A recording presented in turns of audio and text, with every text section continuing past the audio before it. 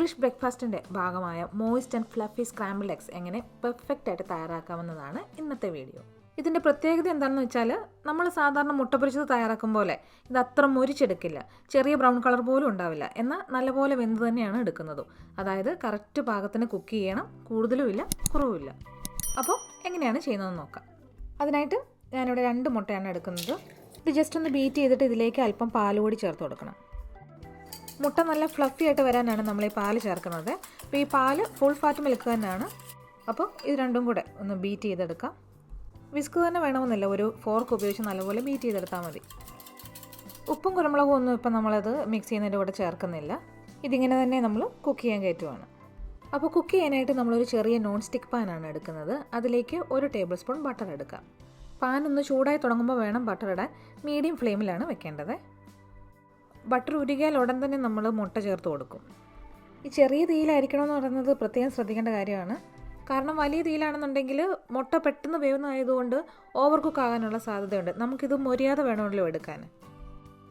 അപ്പോൾ ബട്ടർ ഉരുകിയാൽ ഉടനെ നമ്മൾ ബീറ്റ് ചെയ്ത് വെച്ചിരിക്കുന്ന മുട്ട ചേർത്ത് കൊടുക്കുകയാണ്. ഇതിപ്പോൾ നമ്മൾ മുട്ടത്തോരനൊക്കെ ചെയ്യുന്നത് പോലെ ഇത് ഒഴിച്ച പാടെ ഇളക്കി തുടങ്ങരുത്.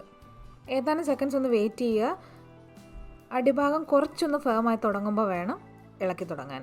അതും വളരെ സാവധാനം നടുഭാഗത്തേക്ക് ഇങ്ങനെ കൂട്ടി കൊണ്ടുവരിക.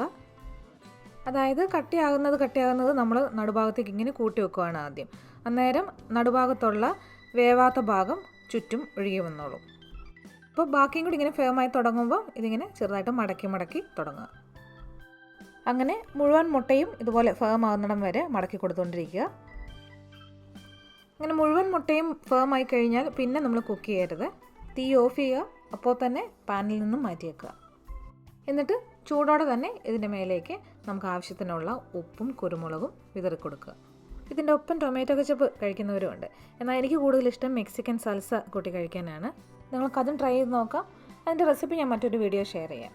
അമേരിക്കൻ റെസ്റ്റോറൻറ്റ്സിലൊക്കെ ബ്രേക്ക്ഫാസ്റ്റിൽ ഇതുപോലെ സ്ക്രാമ്പിൾഡ് എഗ് ഉണ്ടാവും. അതുപോലെ ഇതിൻ്റെ കൂടെ പാൻകേക്കോ, മഫിൻസ്, ബേക്കൺ അല്ലെങ്കിൽ സോസേജ്, ബെറീസ്, സ്മൂത്തീസ് അങ്ങനെയൊക്കെയാണ് കോമ്പിനേഷൻ ഉണ്ടാവാറ്. പാൻകേക്സിൻ്റെ മഫിൻസിൻ്റെ ഒക്കെ റെസിപ്പി ഞാൻ ഡിസ്ക്രിപ്ഷൻ ബോക്സിൽ കൊടുത്തേക്കാം, നോക്കാൻ മറക്കണ്ട.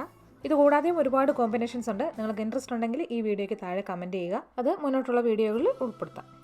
ഇന്നത്തെ വീഡിയോ ഇഷ്ടമായാൽ please like, subscribe and share. Thank